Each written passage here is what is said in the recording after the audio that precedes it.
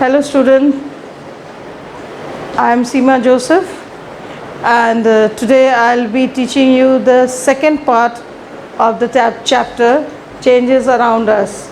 We had dealt with the first part in our previous volume.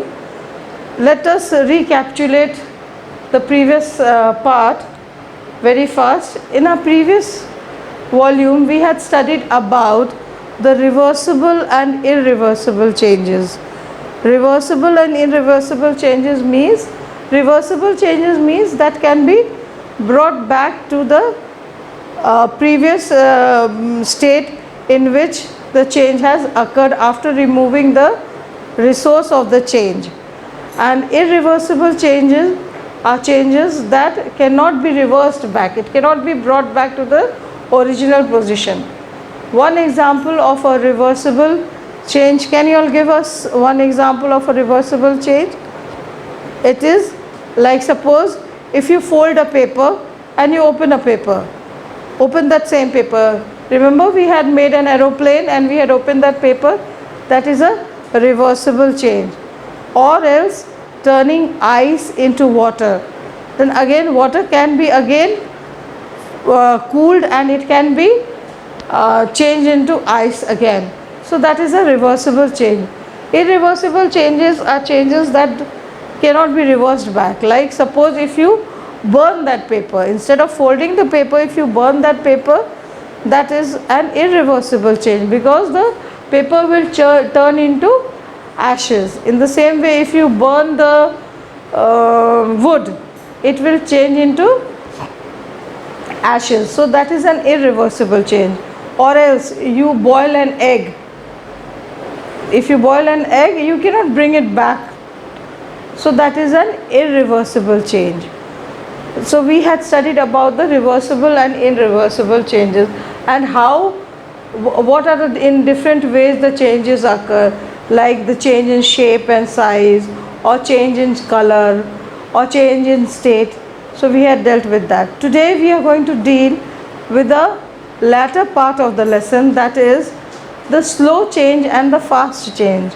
As the name suggests, slow and fast, you can very well know what we are going to deal with.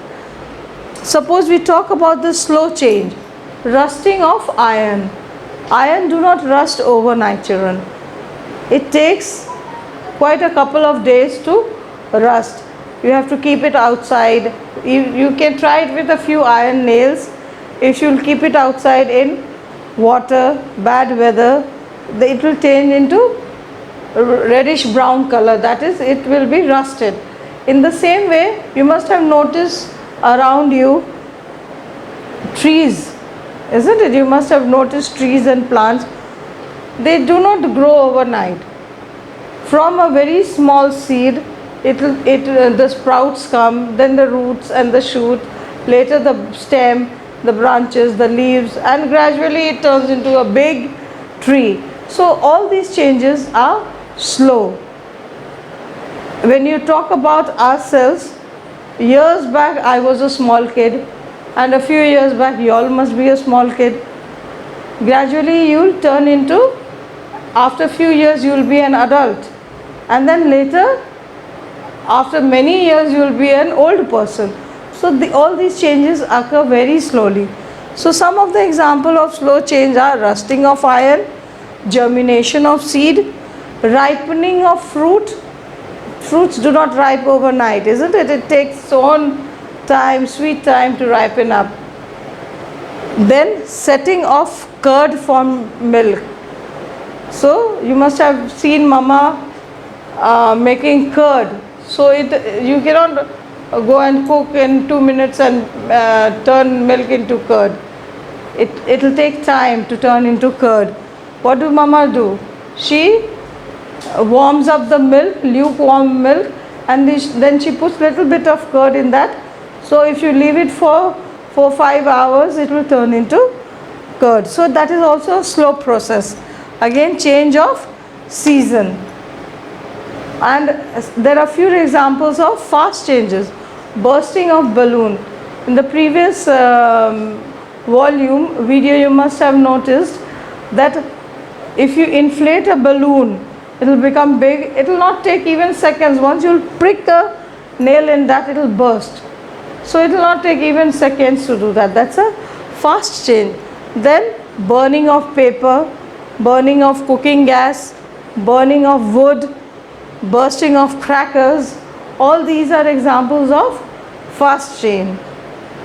Now children, there are certain changes that happens or that occurs due to heat. Heat has a very important role to play for certain changes. So the best example for the change due to heat is, you can say, is water. It changes its state of matter only. Like suppose if ice cubes are there, if you heat it, it will melt into water. Again, if you heat this water, what will happen? It will evaporate and become water vapor, and it goes vice versa also. But once you remove that heat from there, then water vapor will condense and become water, and water again will freeze and become ice cube. So heat has an important role to change the state. From solid it is changing to liquid, and from liquid it is changing into gas. So this change occurs due to the presence of heat, and once you remove the heat, what will happen? This vapor will condense and change into water, and this water will freeze and change into ice.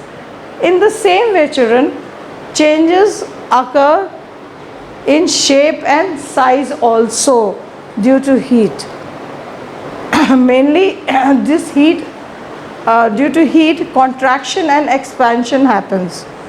Okay, so once you will heat any object, any metals, it will expand, and if you will cool it, it will contract. The best example we had dealt with was the wheel, the wooden wheel and the iron ring. If you want to fit this iron ring on this wooden wheel, what you have to do? You have to heat the iron wheel. Once this iron wheel is heated, it will expand.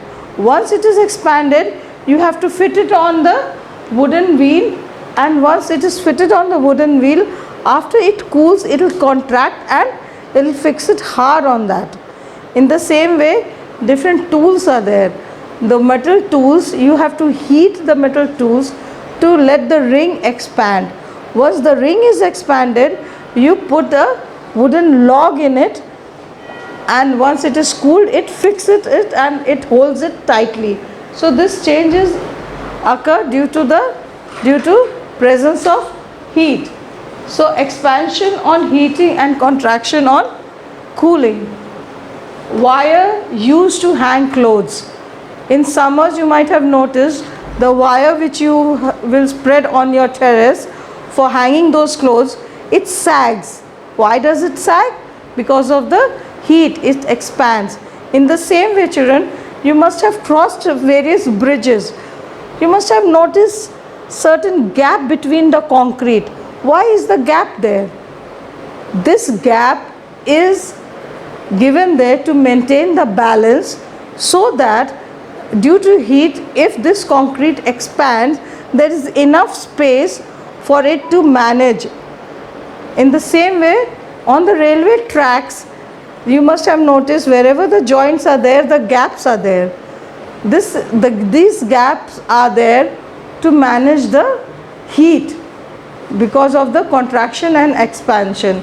Once this contraction and expansion happens, these gaps, it maintains the balance so that no accidents occur. So as you can see, expansion on heating and contraction on cooling, wires used to hang clothes, gap between the concrete on a bridge, and gaps in the railway tracks, fitting of wood on metal tools, and fitting of metal rings on wooden wheels.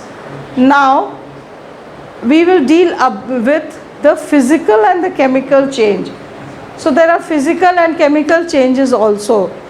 So once if you see that in physical changes, Physical changes may be reversible and it may be irreversible also, but chemical changes are irreversible.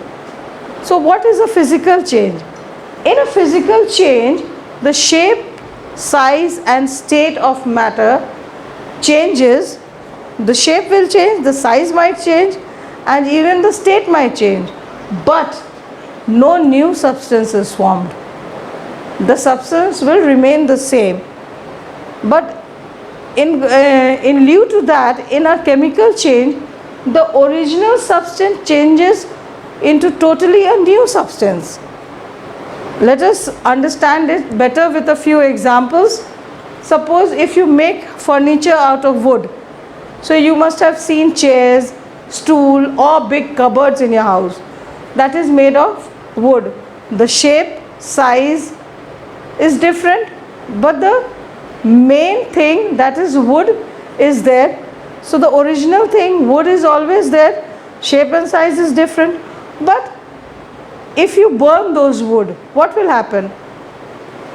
The wood will turn into ashes. Then totally a new substance is formed, that is wood is changed into ashes. Then you take a paper, you fold the paper. If you open the paper, it will again be the same as it was before. Or else, even if you tear the paper into small bits of pieces, even if you tear the pages into small bits of paper, even the smallest bit will remain a paper. That means the original paper is not gone. But if you burn that paper, what will happen? It will again turn into ashes. So children, tearing of paper or folding of paper is a physical change, and burning of paper is a chemical change.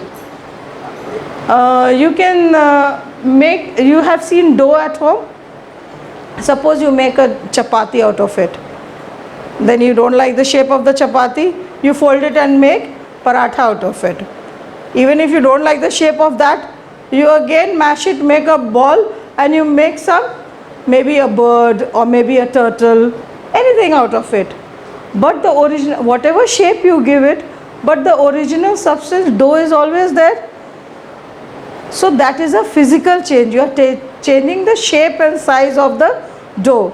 But if you bake this dough, what will happen? Totally the dough will be changed into a baked dough or baked chapati. Then the chemical change is happening. You cannot bring that chapati back to the dough, can you?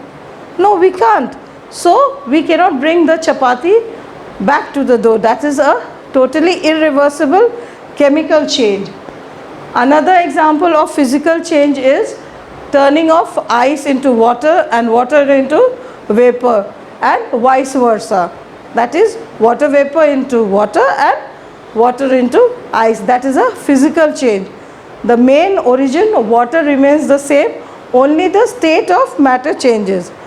And on the other hand, if you boil an egg, then that is counted as a chemical change. So children, whatever changes around us is happening, any type of change which is occurring in our surrounding, in that energy is involved. For example, like suppose you can say ice turning into water and water into water vapor. What energy is involved? Heat energy is involved. Because of the heat, ice is turning into water and water is turning into water vapor. In this, heat energy is involved.